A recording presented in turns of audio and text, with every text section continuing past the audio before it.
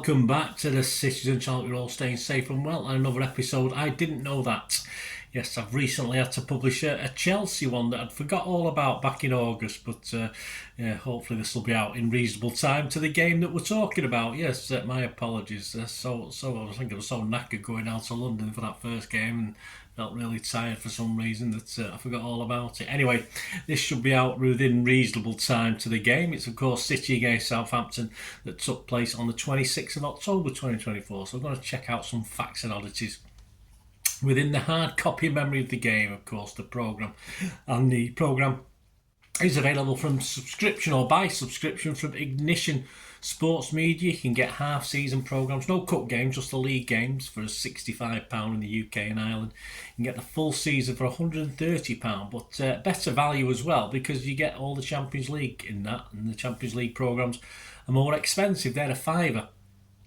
So well worth a look. And they do an overseas bundle as well, where they send the first batch out in December and the second batch out in May. So again, that's just for the league. If you do want individual cup games or the cup games, you can buy them individually off the site anyway. So check those out, guys. Right, we'll have a look at this programme. Please, if you are new to the channel, please press that like button. That'd be wonderful. Press the subscription button as well if you've not already subscribed. And if you do check all my City stuff, you'll find lots of film and TV stuff as well. So have a quick look at that if you're interested, or you know somebody who might be. Give them a kick in my direction. I'll be very grateful. And we do have ways of supporting the channel if you can help me out, if you like what I try and do, through sponsorships and memberships, etc. But a bit more of that before we go. So if you're interested, guys, please stay tuned. And some of it is just a matter of watching a few seconds of ads, which helps me out as well. Back to the programme, with Stonesy and Nunes on the front, taking front and centre. Some so-called fans in the background. I don't know if they're real fans. I didn't really look that too deeply at it, to be honest with you. What's inside? Didn't you know, or did you know, or you forgot, or whatever, about City? Fans of Matchday Live would have noticed an interesting addition being promoted for the derby in December against when we play United in December. They've got Benjani on the panel. About time too, old Benjani.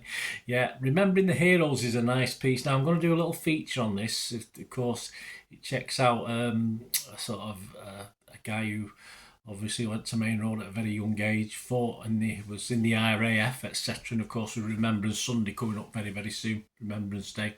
It's a nice piece. So I'm going to do a little special on that guy. So stay tuned and check out if it's available. A guy called Bernard Morgan. There's a great name, Bernard. There's a lot of good Bernards, isn't there? But, a real hero. So please keep your eyes out for that, guys. I enjoyed doing that. So have a look at that little special as well. In conversation with Niall Quinn. Now recently went on City's podcast, the official podcast. He's not always been kind to City over the years. He was proud of his head tennis form, apparently, after a dubious start in the old City gym that used to be under the stand at Main Road. Apparently Tony Buck was a master of this head tennis, but Niall practiced and played Tony Buck and was sort of 20-15 up. I think it was first to 21 wins, a bit like, is that badminton, first to 21, or table tennis, stuff like, table tennis, first to 21. So it was 2015 up, and someone pulled the lights, given the nod by Tony Buck. So the game was cancelled, so he didn't lose his invincibility, Mr. Buck. But of course, it denied Niall the victory. But Tony Buck would himself say that he was pretty undefeatable, Niall Quinn.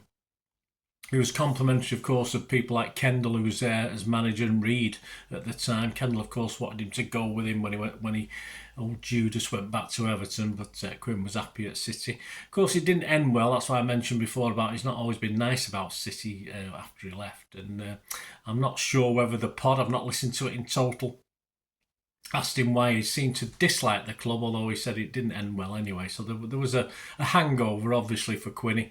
But I do think he's probably mellowed recently, actually. I've seen a hint that he's been nicer about City. But anyway, check out the full pod, guys, if you want to let me know, because I probably won't have time to myself. But of course, that's available through wherever you get your pods, the official Manchester City podcast.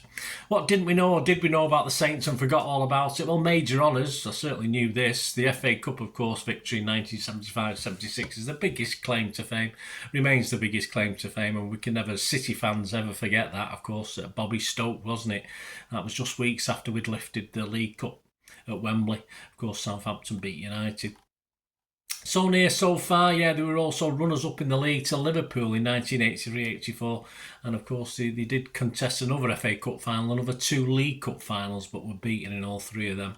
Manager Russell Martin scored both of his only 2 career goals against Mancini City for Norwich in 2012 at Carrow Road. We still won that one 4-3 though. Manager Russell Martin led Saints to that playoff win at Wembley last season. It was the final game in a 25-match Saints record-breaking unbeaten run. Quick quiz for fun, I'll give you the answer at the end. Which Saints player has a bow and arrow goal celebration? Answer before we go on that one, just for a bit of fun. Their top 5 greatest all-time players with strong links to City, 3 of them. Alan Ball, well, he certainly wasn't our greatest, top greatest in the club, not as a player, but as a manager. Of course, he was a World Cup winner. You may not have known that. I'm not too sure if you did. He did 2 stints at Southampton, 76-79 and 81-82. Made 234 appearances and 13 goals. Mick Channon, yeah, a lot of us liked him while he was at City. All-time leading Saints scorer, of course, an okay stint at City at his time at City. 510 appearances for the Saints, 185 goals. Kevin Keegan, yep, another popular guy with us. He lit up the Dell for 2 seasons between 80 and 82. Made 68 appearances and scored 37 goals. Matt Le Tissier, yes, one club man, 86 to 2002, 485 appearances, 184 goals. He scored 47 of his 48 penalties he took. That's not bad, was it? Almost as good as Balotelli. First ever Premier League player to score 100 goals as a midfielder. Yeah, midfielders score 100 goals. He was top scorer for the Saints for 7 seasons. Interesting guy, to say the least. He never scored boring goals, or he didn't seem to anyway. Terry Payne, he was at Southampton from 57 to 74. He made 816 appearances and scored 187 goals. He was actually in the England squad for the 1966 World Cup, but didn't get in the team. Alan Ball won that. Did you know? Did we mention it? I'm not too sure. What didn't we know, or did we know, or want to know about City and Saints, City and Southampton? Well, TV presenter Ed Chamberlain, a big Saints fan, gives his lowdown on a City formidable nightmare 11. One real surprise in this, Wayne Bridge, but he only put him in there for his Saints links. He was definitely a nightmare for us, but not for all the wrong reasons. But his midfield and strikers made obvious reading, and he sort of described them all, or picked one word out from his descriptions. Rodri he called phenomenal. Yep. Yaya he called a monster. KDB, well, 2 words. Rolls Royce. David Silva a magician. Aguero unplayable. And Erling simply killer. Yeah, he knows his stuff, this fella, doesn't he? Well, apart from Wayne Bridge, of course. This issues 6 degrees of separation, where it does tenuous links between 6 players, starting with Ruben Diaz, who of course made his debut for Portugal in 2018 in a central pairing with a guy who came on a sub, Jose Fonte, who made his Premier League debut against City in 2012, where Sami Nasri sealed a 3-2 City win, and he was named in the 2010-11 PFA Team of the Year alongside, well, Vinny Kompany, and as manager he achieved promotion with Burnley in 22-23. An important member of his squad was Charlie Taylor. At the end of his Burnley contract, he signed for Southampton, joining on the same day as, yes, Taylor Harwood Bellis, who of course learned his trade in the City Academy, and brings us back to Ruben Diaz. Gary James takes us back to the 6th of November 1982. An image of the Kippax, great image, 60 minutes apparently before kick-off. If you look at still to the right-hand side where the away fans would be at Southampton, so there wouldn't have been many, so they would have been in the segregated top bit, but City fans were allowed to stand in the bottom bit, but I wouldn't have thought it would be a massive crowd that day. I would have been there for that one. The Kippax then held 26,500. It did once accommodate about 35,000, so pretty big, wasn't it? Ads on the stand include the legendary Trumans for Steel, of course, Gordon, Ford, Stockport. And he could be a City bingo agent. Yes, I was an agent and a collector at one stage. Used to do the likes of Leven Zoom and Longsight, all the lovely areas. I used to go around collecting the money off the agents. And of course, kids joined the Junior Blues. I was never in them because I was a bit too old for the Junior Blues, but I got my kids in it when they were little. But yeah, that's another thing. The game ended 2-0 for City, with Reeves and McDonald the scorers. Alistair Mann remembered the day Southampton spoiled the party. Well, they did, but we still partied. It was, of course, the last game at Main Road on the 11th of May 2003 before the move to East London, City of Manchester Stadium, now the Etihad, and, of course, the sad demolishing of the stadium. So some great, horrible pictures of that, isn't there? And the Saints' allocation was they were a bit angry because it was reduced, as you'd expect, extra given to the home fans or probably home corporates, to be honest with you. Of course, we lost this 1-0. It did though mean that the good side of that was it did though mean that Marc Vivian Foy's brace against Sunderland previously would be the last scored at Main Road by a City player.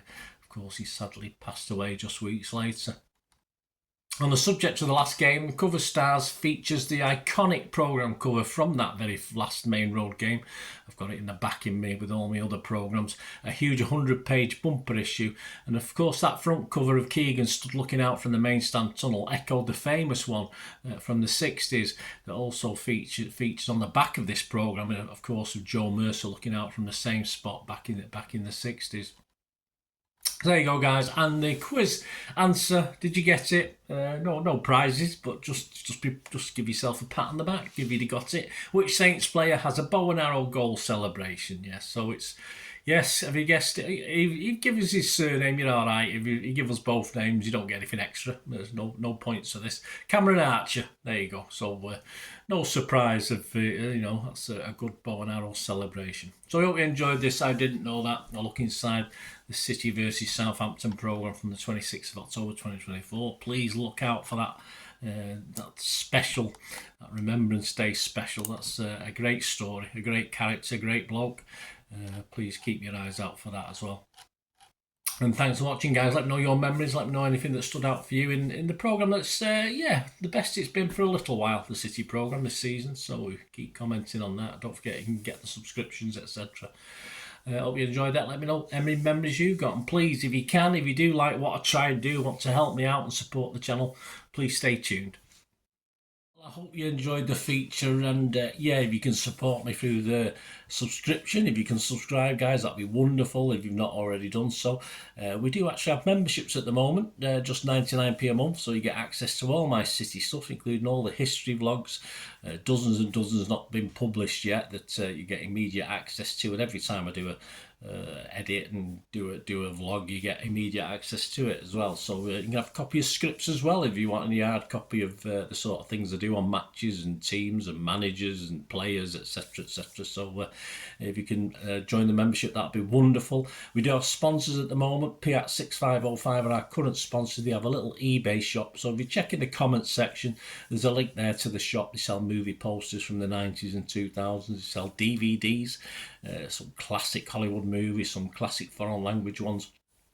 And if you do see anything you fancy on there, if you do place an order, just mention me, just say Bernard sent you, and you automatically get 10% reduction in the cost of your order. So fill your boots, guys, and my thanks to Piat6505. And if you want to support the channel just by watching the ads, that helps. Watch the ads, let them play through while you just have to check your phone or something, let it play out.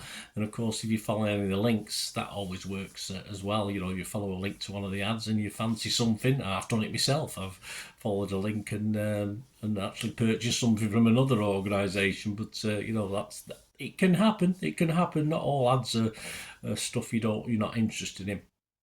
And of course, if you can give us a like, guys, that would be absolutely fantastic. All likes are much appreciated. Anyway, thanks for watching. Until the next time, of course, I only ever ask one thing, don't I? Please, I ask you all to stay safe, especially you Blues. Until the next time, come on, City. Bye for now.